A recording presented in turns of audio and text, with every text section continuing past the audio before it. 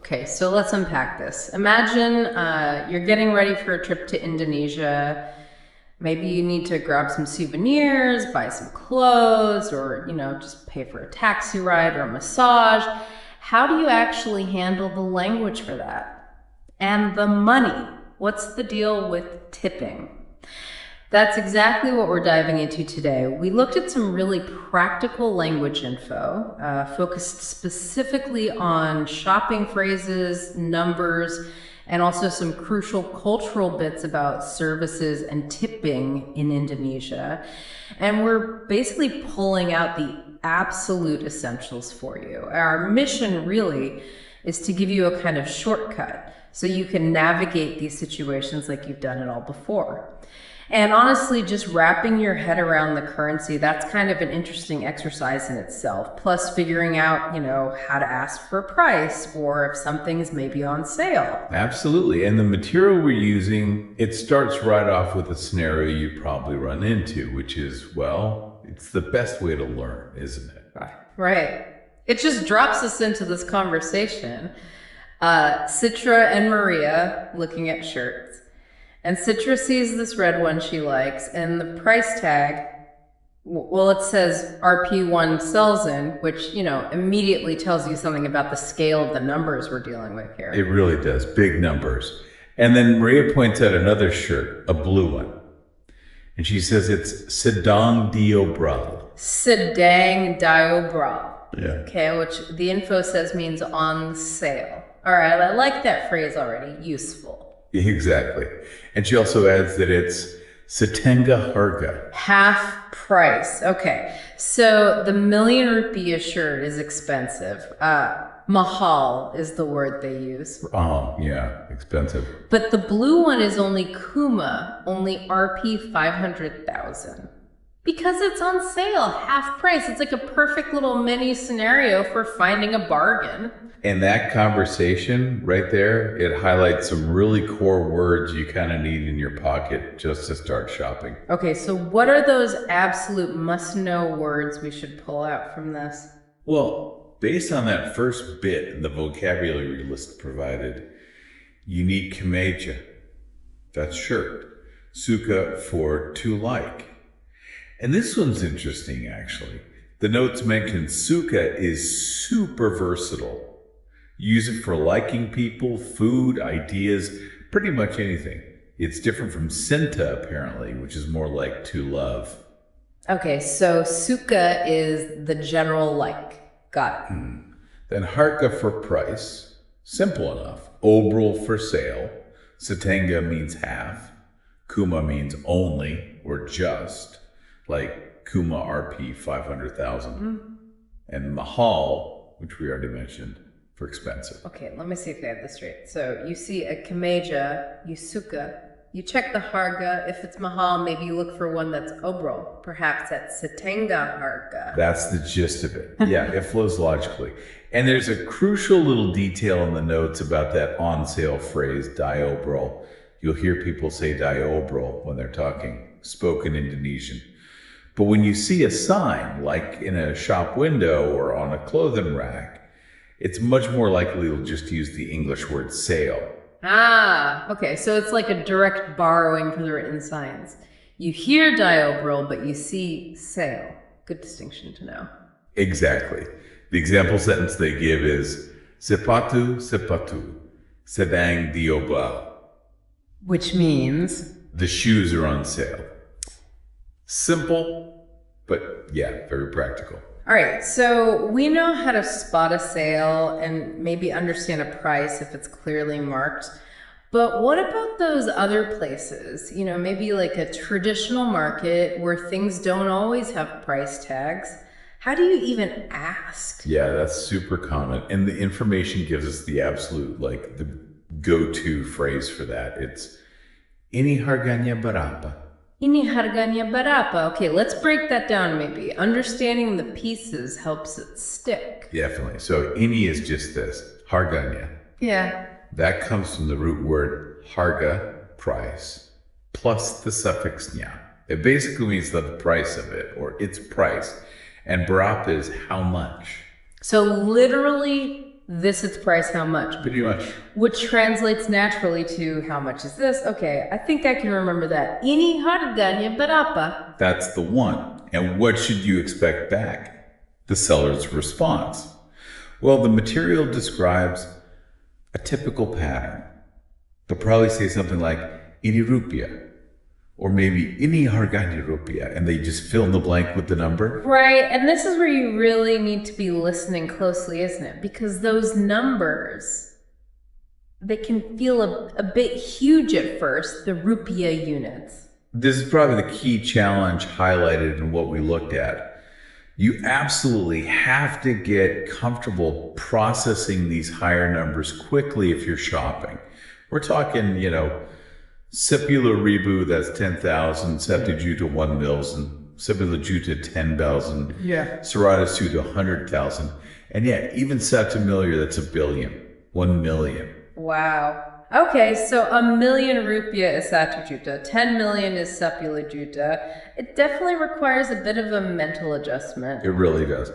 But you need to be able to hear something like, ini harganya Rp850 rupiah. Okay, wait. Rp850, 850,000. Exactly. Rp 850,000. Yeah.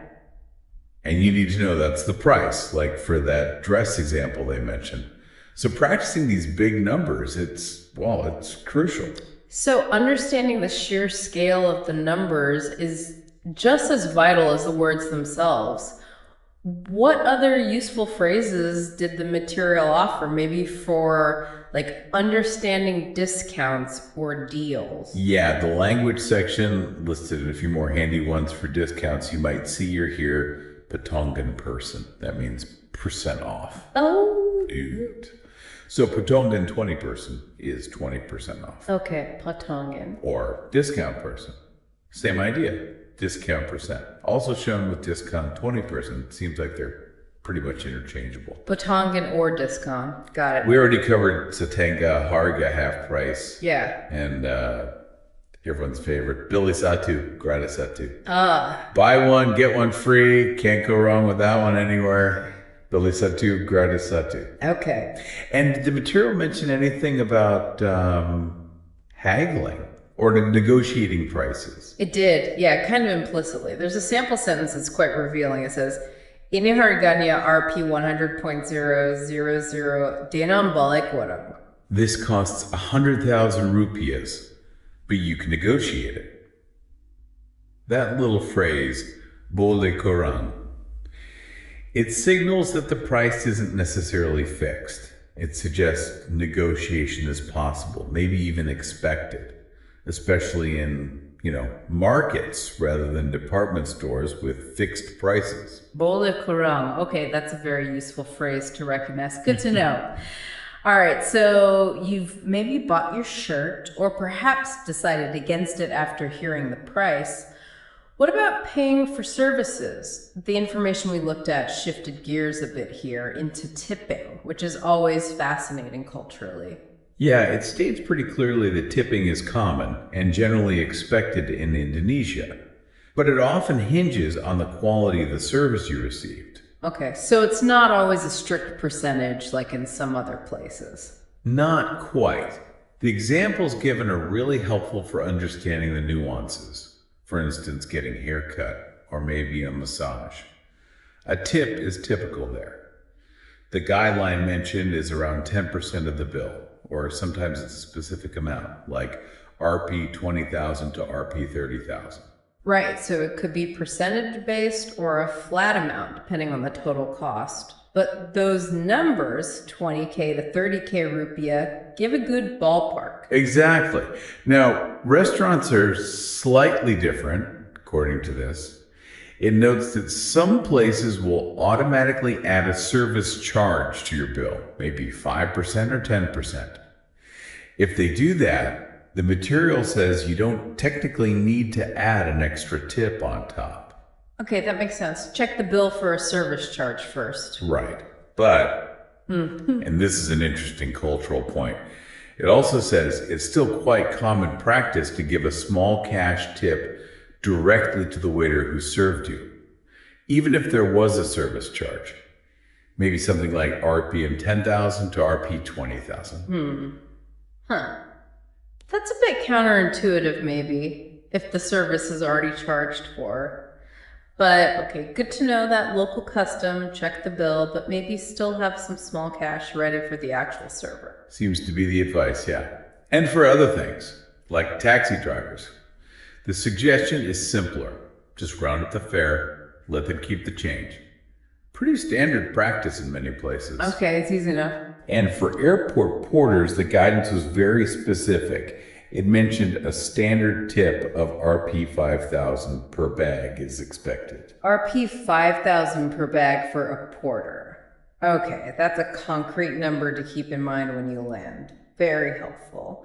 And the material gives some really important context about why tipping is, well, so common there, doesn't it? It does. And this, I think, is really key to understanding the practice, not just the mechanics of it. It explains that base salaries for many service jobs in Indonesia can be, well, relatively low. So adding even just a few thousand rupiahs as a tip, which might not seem like much to a tourist, can actually make a noticeable difference to someone's income. It connects a whole tipping culture directly to the local economic situation.